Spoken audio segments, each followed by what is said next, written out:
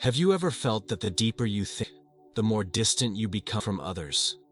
That your ideas, instead of connecting, create an abyss between you and the people around you? You recognize that feeling, the exact moment when you try to share an insight that illuminated you, something that expanded your understanding of the world, and you're met with blank stares, an awkward silence, or worse still, with open hostility and ridicule. Perhaps you questioned the logic behind a family tradition and were called arrogant, or expressed doubts about a widely accepted belief and were immediately marginalized, or simply observed a pattern that no one else seemed to notice, only to be treated as if you had committed an act of social betrayal. And after these experiences, you began to close yourself off, to keep your observations to yourself, to feel that there is a price to pay for thinking deep, an inevitable isolation that accompanies men. I need you to understand something crucial. The loneliness you feel is not a defect in you. It's a symptom of something much deeper. And Friedrich Nietzsche, perhaps the most misunderstood and deeply lonely philosopher of modern history, understood this better than anyone. In this video, we'll explore why society, what Nietzsche called the herd, instinctively rejects the free spirit, the mind that refuses to accept prefabricated truths. And more importantly, how you can transform this rejection, this seemingly painful isolation, into your greatest source of strength. The fundamental conflict, the herd versus the free spirit. To understand why truly independent minds are so often isolated and rejected, we first need to understand what Nietzsche identified as the fundamental structure of human society. The herd, das Herde. The herd is not simply a crowd of people. It's a specific psychological and moral system. In Nietzsche's view, the vast majority of human beings seek, above all, security and control. They adhere to pre-established values and find deep comfort in not having to think for themselves. Think about how people typically behave. They follow fashions without questioning their origins. They repeat opinions they've heard without examining their underlying logic. They embrace prevalent beliefs in their social group without ever asking why. And whoever dares to challenge these shared values faces immediate exclusion. This behavior is not accidental. It's evolutionarily adaptive. For millennia, our survival depended on group cohesion. A human alone was a dead human. As Nietzsche realized, herd morality is not primarily concerned with truth, but with the survival of the collective. Individual truth is sacrificable when it threatens group harmony.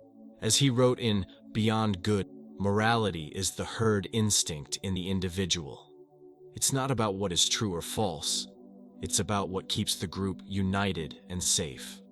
In direct contrast to the herd is what Nietzsche called the free spirit, Freigeist, the person who dares to question, who creates their own values, who seeks truth even when it is uncomfortable, lonely, or socially costly. The free spirit is not simply someone with a high IQ or extensive formal education.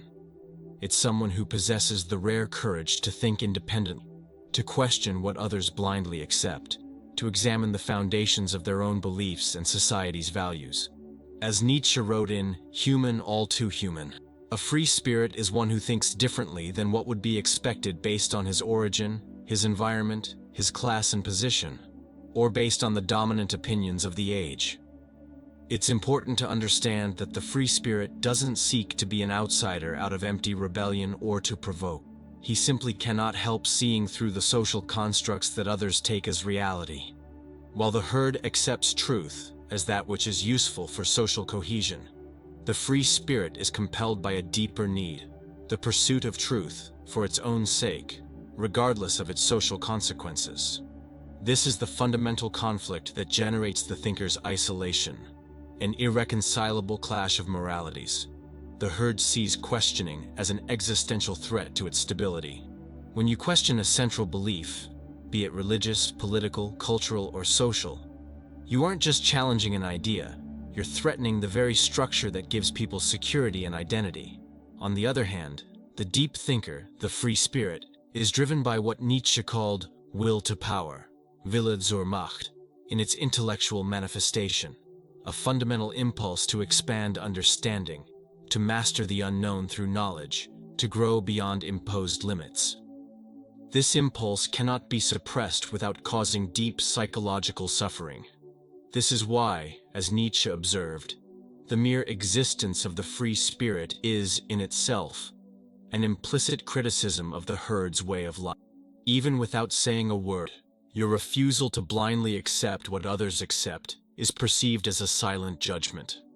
Like a single domino piece can bring down an entire system when it falls, a single person who questions can, just by existing, threaten an entire carefully maintained belief system. This is why the herd's instinctive response is not to engage or debate, but to isolate, ridicule, and if necessary, exile the questioner. This dynamic is not accidental or temporary. It is structural and inevitable. The conflict between the herd and the free spirit is, as Nietzsche recognized with painful clarity, a permanent aspect of the human condition. And it is precisely why the genuine independent thinker is destined to experience some degree of loneliness and rejection. But as we'll see next, this rejection is not just a cost to be endured. When properly understood, it can become the very source of your greatest strength. Now that we understand the fundamental conflict between the herd and the free spirit, we can explore the specific psychological weapons that society employs to neutralize those who dare to think beyond established boundaries. But before that, like this, if you're enjoying it so we can reach more people, and don't forget to subscribe to the channel. Nietzsche, with his relentless insight into human psychology, identified these defense mechanisms long before modern psychology had terms to describe them, and understanding them is essential for any free spirit who wishes to survive, and even thrive, in a world hostile to genuinely independent thought.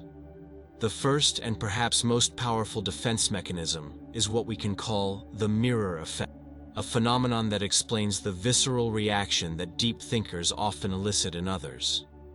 When a free spirit is present in a group, something disturbing happens. Their mere existence functions as an involuntary mirror that reflects back to others not just their intellectual limitations, but something much more painful: their unexamined conformity, their accepted mediocrity, their refusal to question their own beliefs. As Nietzsche observed in Thus Spoke Zarathustra, "You say you believe in Zarathustra, but what matters, Zarathustra? You are my believer, but what matter all believers?" This is a devastating observation. Nietzsche is saying, even those who think they admire the independent thinker often do so only to avoid the difficult work of thinking for themselves. They substitute one form of conformity for another. And when the true free spirit reveals this, even without intention, resentment is inevitable. The herd prefers to remain unconscious of its own limitations. When its self-imposed blindness is involuntarily exposed by the light of genuine intelligence, the reaction is not gratitude, but resentment, what Nietzsche famously identified as ressentiment, a deep rancor born from the sense of inferiority. This is why, paradoxically, the more you develop your intellect and your capacity to think independently, the less appreciated you will be by the majority. It's not your failure of communication or arrogance. It's the inescapable reflection you project. The second defense mechanism is what modern psychology calls cognitive dissonance, the intense mental discomfort that occurs when we are confronted with information that contradicts our fundamental beliefs. When you question someone's deeply ingrained, whether about religion, politics, morality, or even about their own identity, you aren't just presenting an alternative idea. You are, psychologically speaking, attacking the very foundation of that person's reality. As Leon Festinger, the psychologist who first articulated this concept, discovered, humans experience a literal psychological pain when their central beliefs are challenged. And to relieve this pain, the brain has two options: reconsider the belief, difficult and costly, or discredit the source of the contradictory information, easy and comforting. Guess which option the herd instinctively chooses? Nietzsche understood this mechanism decades before modern psychology. In Beyond Good and Evil, he wrote, "Conviction is more dangerous to truth than a lie. Convictions, beliefs held with unshakable certainty, are the greatest obstacles to intellectual growth precisely because the mind will fiercely defend against anything that threatens them. This is why the free spirit often discovers this disturbing truth. The more solid your logic, the more convincing your evidence, the clearer your vision, the more violently the herd will react against you. Not because you are wrong, but because you threaten something too precious to be questioned. The psychological coherence of their world. Society chooses to attack the messenger to protect the comfortable message it already possesses. And this is why genuine intelligence is so often treated as a form of aggression that needs to be neutralized. If you doubt the reality of these mechanisms, history provides ample evidence of how society treats those who dare to think beyond acceptable boundaries. Socrates, perhaps the first great martyr of independent thought, was condemned to death in 399 BCE, not for spreading lies, but for asking uncomfortable questions. He called himself Athens' gadfly, the irritating insect that stung the great horse of Athenian society to keep it awake. His technique of incessantly questioning people's assumptions led them to realize their own ignorance, a gift for which they thanked him with a cup of hemlock. As Nietzsche would later observe, what is love? What is creation? What is longing? What is a star? Thus asks the last man, and blinks. This blinking, the condescending smile of someone who refuses to take deep questions seriously, was Athenian society's response to Socrates. When the blink wasn't enough to silence him, they resorted to more permanent measures. Galileo Galilei, the astronomer who dared to suggest that Earth was not the center of the universe, faced the wrath of the Catholic Church not because his discoveries were scientifically dubious, but because they threatened a structure of power and belief. He was forced to recant his discoveries under threat of torture and spent his final years under house arrest. What Galileo experienced was precisely what Nietzsche described in The Gay Science. When someone places their head in place, the world around begins to look different. Galileo dared to place the sun at the center of our system, and for changing this fundamental perspective, he was punished for threatening society's entire structure of meaning. Even in more recent times, Carl Jung, though not physically persecuted, was marginalized by the psychoanalytic establishment for daring to explore dimensions of the human psyche that challenged the reductionist materialism of his time.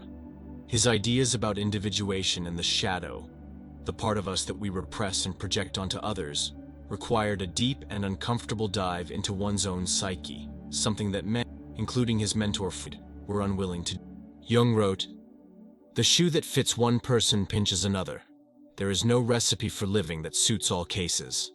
This simple statement, that different people may need different truths, was revolutionary and disturbing for a discipline that sought universal laws of human behavior. The pattern is clear and spans history. Those who think beyond the acceptable boundaries of the herd are first ridiculed, then actively fought, and if necessary eliminated, not because they are wrong, but precisely because their truths are too powerful to be comfortably absorbed by the status quo. As Nietzsche observed with devastating insight, the state lies in all languages of good and evil, and whatever it says, it lies, and whatever it has stolen. The herd and its institutions do not seek truth. They seek stability, and they will sacrifice truth on the altar of stability whenever necessary. This is the reality that the free spirit must face. Isolation and rejection are not accidents or failures of communication. They are the structural and inevitable response of society to those who dare to see too clearly, to think too independently, to question too honestly. So far, we've explored the fundamental conflict between the free spirit and the herd, and the psychological mechanisms that society employs to neutralize those who think too deeply. The picture may seem bleak, a sentence of perpetual isolation for those who refuse to sacrifice truth on the altar of social acceptance. But this is where Nietzsche separates himself from other philosophers critical of society.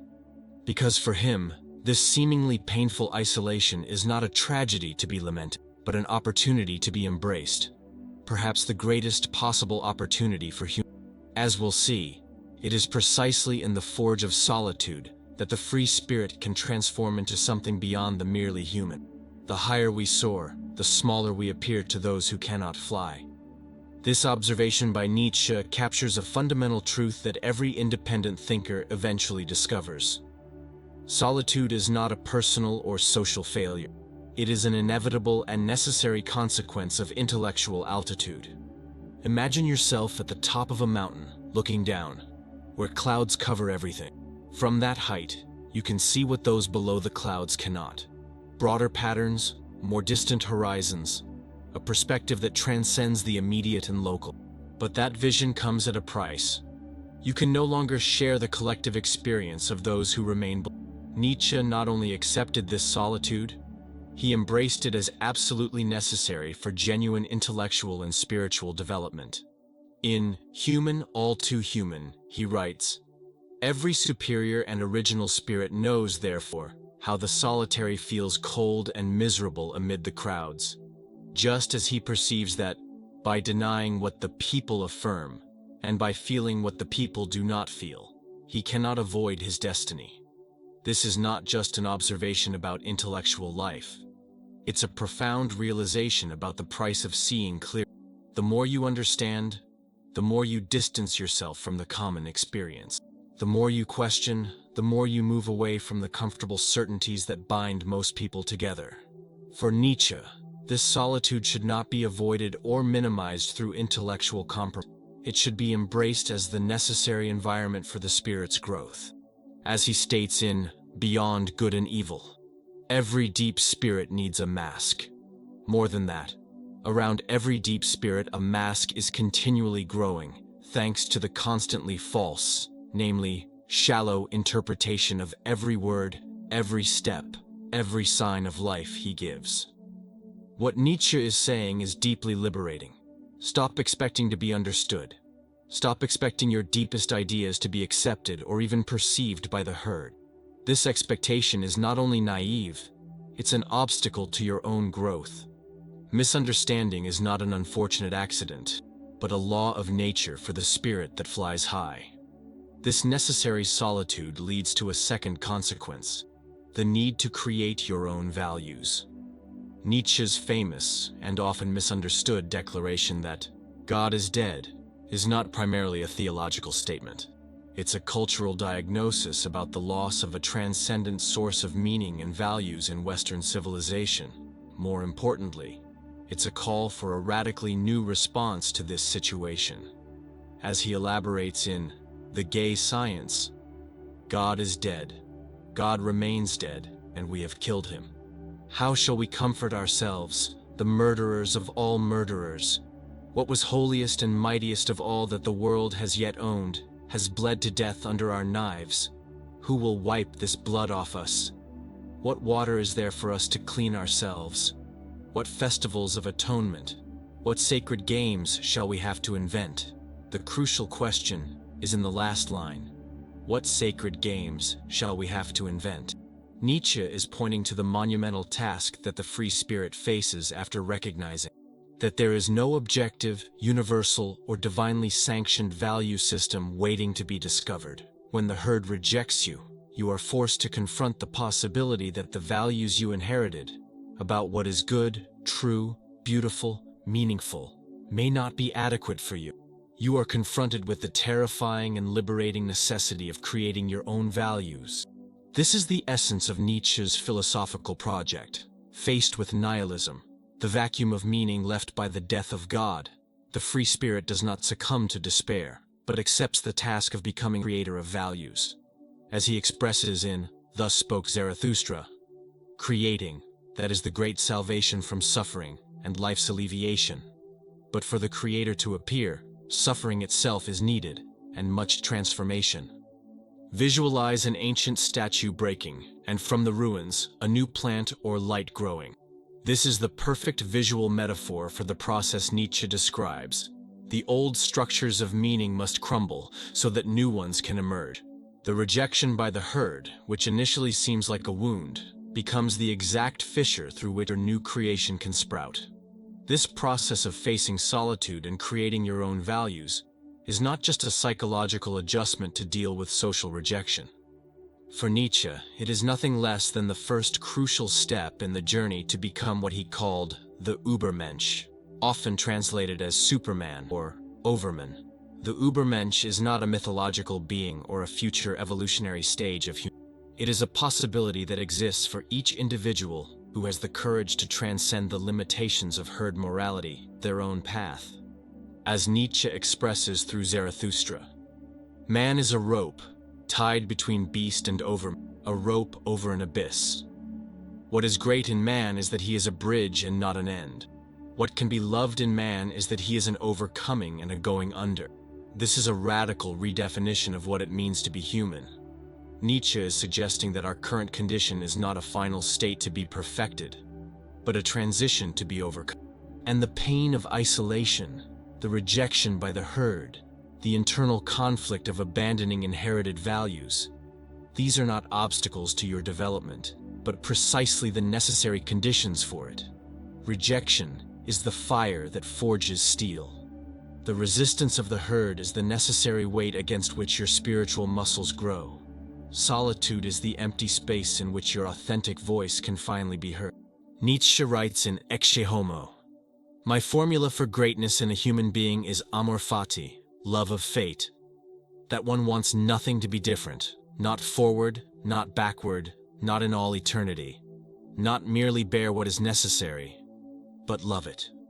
This is perhaps the most radical transformation that the free spirit can achieve, reinterpreting rejection not as an injustice to be resented, but as a necessity to be loved, as the very path to greatness.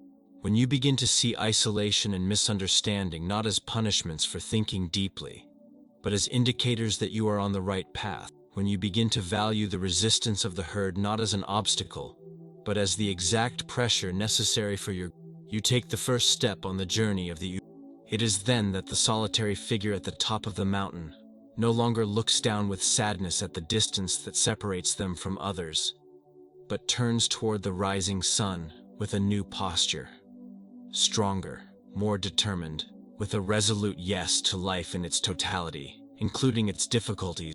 As Nietzsche challenges us, becoming what one is presupposes that one has not the slightest idea what one is. The rejection by the herd, by separating you from external definitions, creates precisely the empty space necessary for you to discover and create who you are, not as a pre-existing essence to be discovered, but as a work of art to be forged. We've reached the crucial point of this exploration: how to transform social rejection, intellectual isolation, from a burden to be endured into a force to be harnessed. Nietzsche not only diagnosed the conflict between the free spirit and he offered a way forward, a strategy to not just survive, but thrive in this fundamental tension. As he wrote in Twilight of the Idols, "What doesn't kill me makes me stronger." This is not an empty platitude, but a profound psychological understanding. The resistance you face as an independent thinker is precisely the stimulus necessary for if you know how to respond to it. Don't seek approval, seek your equal. The first and most important step is to completely abandon the project of seeking the or understanding of the herd. This is difficult, but liberating. The time and energy you spend trying to make people fundamentally uninterested in independent thought value your ideas is a tragic waste of your potential. As Nietzsche warns in Thus Spoke Zarathustra, it is more difficult to deal well with approval than with disapproval. The approval of the herd usually comes at the cost of diluting your ideas, of softening your most provocative edges, of making them comfortable, and therefore innocuous. Instead of trying to convert the herd or gain its acceptance, direct your energy to finding your true peers, other free spirits who can not only tolerate, but value and challenge your thinking. These kindred spirits can be found in various sources, in books, through timeless conversation with great minds of the past. As Nietzsche observed, when we find no one like us among the living, we seek among the dead. In discussion forums and online communities where genuine thinking is valued above social conformity, these are rare, but they exist. In small and selective intellectual circles where the quality of thought matters more than the quantity of participants. True connection, communication that nurtures and challenges, is not found in the superficial approval of the masses, but in the deep resonance between kindred minds. A single interlocutor who genuinely understands and engages with your ideas is worth more than 1,000 followers who applaud without understanding. As Nietzsche wrote, there are no moral phenomena, only moral interpretations of phenomena. Similarly, your solitude is not inherently good or bad. It is how you interpret and respond to it that determines its impact on your life. Reinterpreting your separation from the herd, not as a painful exile, but as a deliberate curation of your connections, transforms what seemed like a punishment into a strategy. You are not being excluded. You are selecting. The second crucial step is to recognize and honor the reality of your perspective. The ability to see beyond conventions, to question what others automatically accept, to think independently is not a curse, it's an extraordinary privilege. As Nietzsche wrote in Beyond Good and Evil, all the more select spirits, in all ages, ended up by turning against themselves. You must exercise all your strength and will against the instincts that are appropriate for you as a member of the herd, and not as an exception among them. The ability to stand apart, to see what others don't see, comes with a responsibility. It is not enough to merely notice the inconsistencies, the hypocrisies, the limitations of common thought. You must develop your own vision, cultivate your own perspective, create your own values in response. The path is lonely, but the views from the top of the mountain, the clarity, the breadth of perspective, the wild beauty of ideas not domesticated by consensus, are something that the herd, in its comfortable valley, will never know. As Nietzsche reminds us, it is a mark of distinction to remain solitary. Distinction not in the sense of social superiority, but of differentiation, of having become genuinely unique, incomparable, a perspective that never existed before and will never exist again. Your mind is not a defect to be corrected, but a gift to be cultivated. Your ability to see through collective illusions is not an aberration, but a rare and precious faculty to be honored and developed.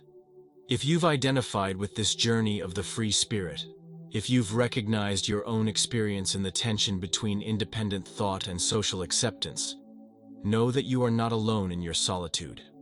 Comment below with the words "free mind" so that other similar spirits can find you. This simple act is not just a social media interaction. It's the creation of a node in a dispersed yet powerful network of minds that refuse to sacrifice truth on the altar of social comfort. And if you wish to continue climbing this mountain of knowledge, subscribe to the channel. This video is just the beginning of a deeper exploration of ideas that can not only illuminate your mind, but transform your experience of being alive at this moment and in this world. There is no guarantee that the path of the free spirit will be easy or comfortable. In fact, there are all reasons to expect the opposite. But there is a depth, an intensity, an authenticity of experience available to those who choose this path that simply does not exist for those who remain comfortably in. As Nietzsche wrote in the final lines of Exe Homo, his intellectual autobiography, "Have I been understood?" Dionysus versus the crucified. This enigmatic conclusion perfectly encapsulates the choice that the free spirit faces: to accept suffering passively, as imposed from outside, the crucified, or to affirm it actively, as an integral part of a life lived in pursuit of truth and self-transcendence, Dionysus. The loneliness, rejection, misunderstanding you experience are not punishments for thinking deeply. They are the price of admission to a more intense, more authentic, truer form of existence. One must still have chaos in oneself to be able to give birth to a dancing star. This phrase by Nietzsche captures the final essence of our exploration. The chaos you feel, the disorientation of not belonging, the anxiety of questioning what others accept, the vertigo of creating your own values, is not a flaw to be corrected. It is the necessary condition for something genuinely yours to the dancing star of your unique perspective, your authentic voice, your genuinely independent thought, could not be born in an ordered, controlled, and socially sanctioned system. It requires exactly the chaos you are experiencing now. Embracing this chaos, dancing with it instead of fearing it, is perhaps the final act of self-affirmation of the free spirit. And it is through this embrace that the rejection you suffer can finally be transformed into the greatest source of your strength.